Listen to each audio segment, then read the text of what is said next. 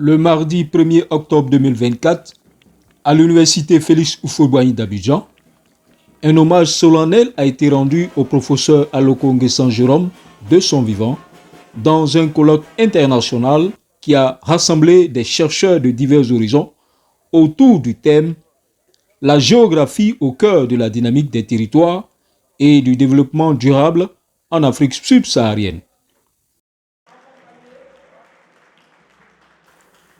Cet hommage est une reconnaissance méritée des contributions inestimables du professeur Aloko Nguessan, éminent géographe ivoirien, à la géographie et au développement durable en Afrique. À l'entame de la cérémonie d'ouverture, le professeur Kabla Nguessan Assis Joseph, président du comité d'organisation, a mis en lumière ses contributions dans des domaines variés de la géographie.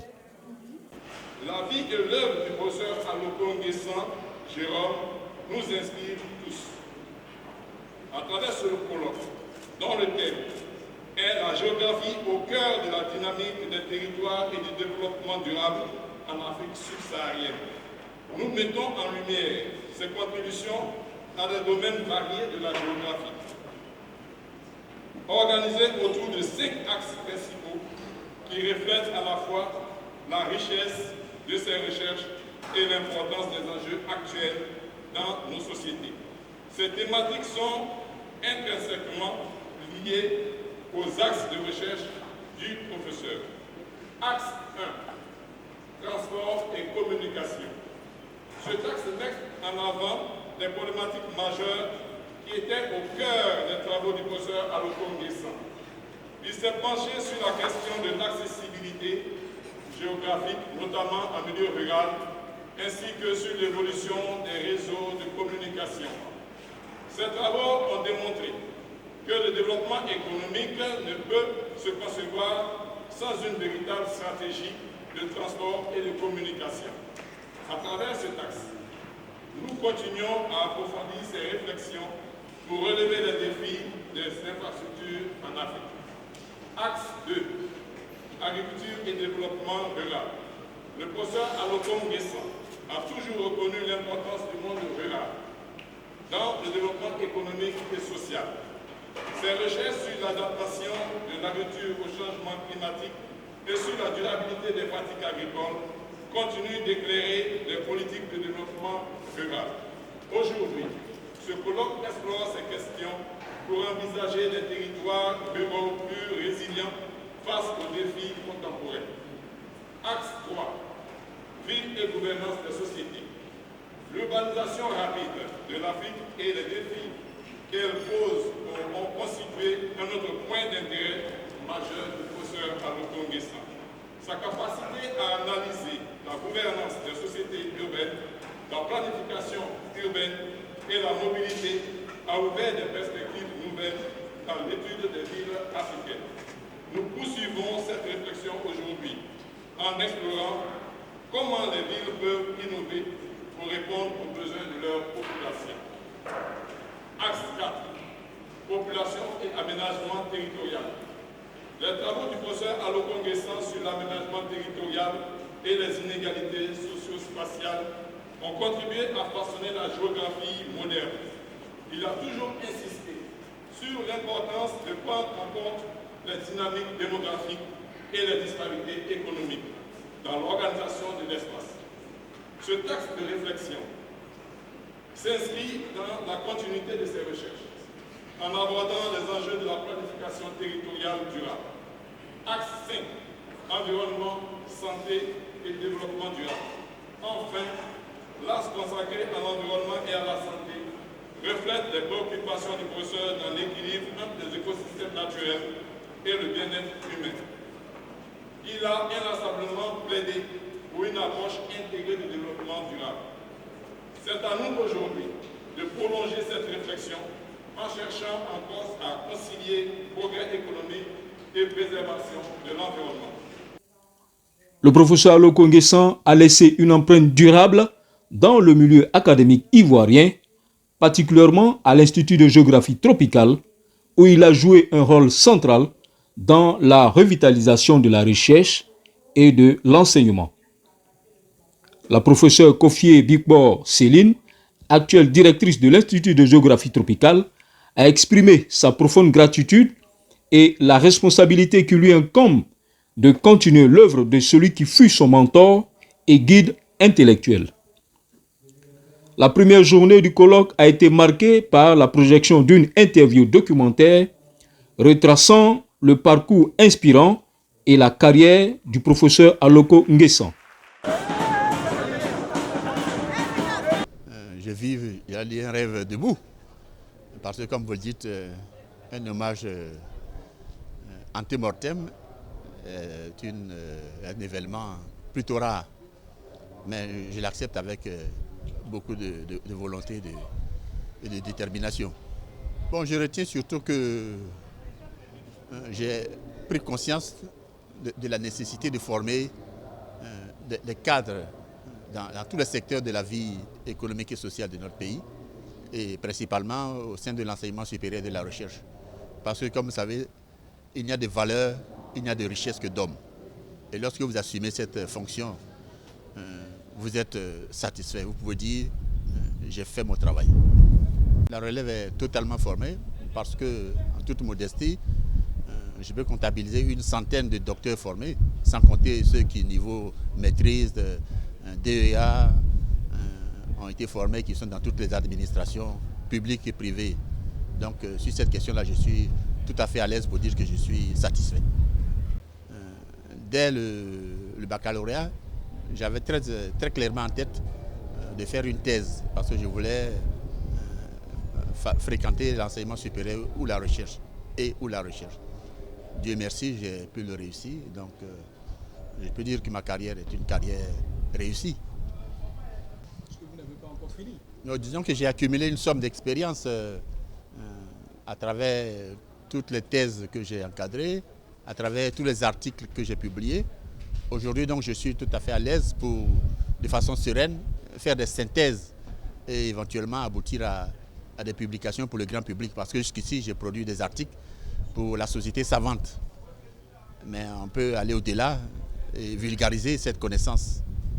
Il faut être déterminé, parce que comme je vous l'ai dit, à l'université, on ne vous donne rien. Rien n'est acquis. C'est par la force du travail, par vous-même, que vous accédez au grade supérieur. Il n'y a pas de nomination par personne. Vous ne devez rien à personne. Vous devez tout à vous-même, à votre capacité de travail, à votre sérieux, à votre endurance, à votre résilience. Et c'est cela qui fait le secret de ceux qui réussissent dans l'enseignement supérieur et dans la recherche. Alors, mon dernier mot, c'est d'encourager mes jeunes collègues à persévérer. Ils m'ont fêté aujourd'hui, mais j'imagine ce qui est important, c'est de retenir que leur maître a acquis toutes ses compétences par lui-même, par le travail, par l'endurance, par l'acceptation des sacrifices pour avancer.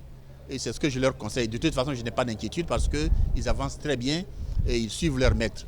Mais en même temps, j'ajoute que pour être utile à sa nation, il faut respecter la règle des générations, c'est-à-dire tout faire pour dépasser le maître. Chaque génération a son devoir, à sa mission, il faut la respecter. L'hommage s'est poursuivi avec des témoignages d'anciens étudiants et collègues du professeur Aloko Nguessan. Vous savez que la tradition universitaire veut que lorsque un des nôtres, surtout un des nôtres, part à la retraite et qui a beaucoup œuvré au sein de la communauté, on puisse le célébrer. C'est comme ça qu'il y a longtemps que le professeur Aloko allait à la retraite. Donc il était pour nous important de pouvoir le célébrer à travers un colloque en son nom. Et ce colloque, je dirais même en hommage à sa personne, nous permettait de pouvoir ressasser tous ses écrits, tout ce qu'il a eu à faire au sein de notre institution universitaire. Bon, ce bref témoignage sur le professeur Aloko, c'est que pour le professeur Aloko, quand nous étions étudiants, il ne nous a pas véritablement enseigné, mais c'est quand nous sommes revenus de la formation et que nous sommes entrés à IGT qu'il était, je dirais même, notre maître. Et c'est à ce moment-là que nous avons commencé à le côtoyer. Et lui nous donnait des conseils pour pouvoir évoluer. Et comme on l'a dit tout le long de cette cérémonie d'ouverture, c'est que c'est quelqu'un qui vous laisse libre cours. Et les initiatives, il ne les empêche pas. moi qui suis assez prolixe en matière d'innovation et d'imagination, il m'a laissé libre cours pour qu'on puisse faire avancer notre institution qui était l'IGT à l'époque. C'est à l'époque, quand il était présent, qu'on organisait, je dirais, les conférences de l'IGT et ça nous permettait de pouvoir être toujours à l'écoute, être assez smart par rapport à ce que nous voyions, ce qui était là. Donc les problèmes de société étaient débattus à ces différentes conférences-là.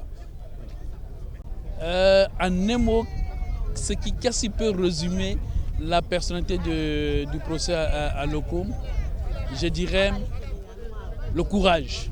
C'est un plaisir pour moi d'être ici ce matin pour une activité exceptionnelle à l'endroit d'un homme exceptionnel. En la personne du professeur Aloko Nguessan Jérôme, qui fut pour moi un père, un maître et un arbre sous lequel je me suis abrité tout le long de mon cursus universitaire.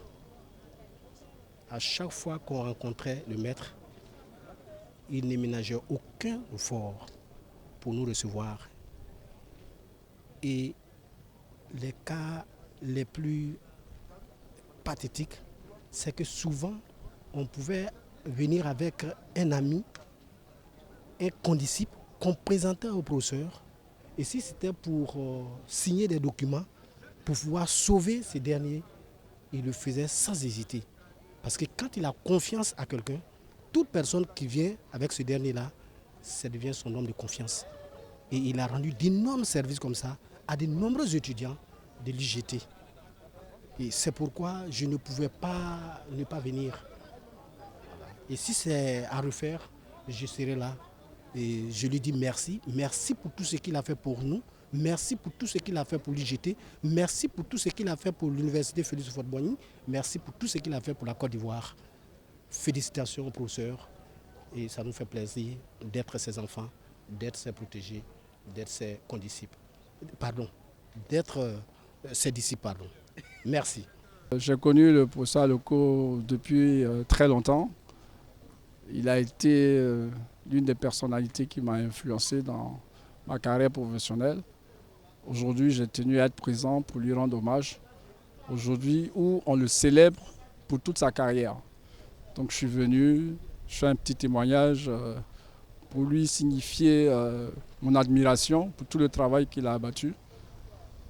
Pour nous-mêmes qui sommes aujourd'hui à la tête du village d'Abou-Boté, un procès titulaire. Et puis deux, pour nos étudiants, qu'ils continuent de venir encadrés par la présidence des thèses.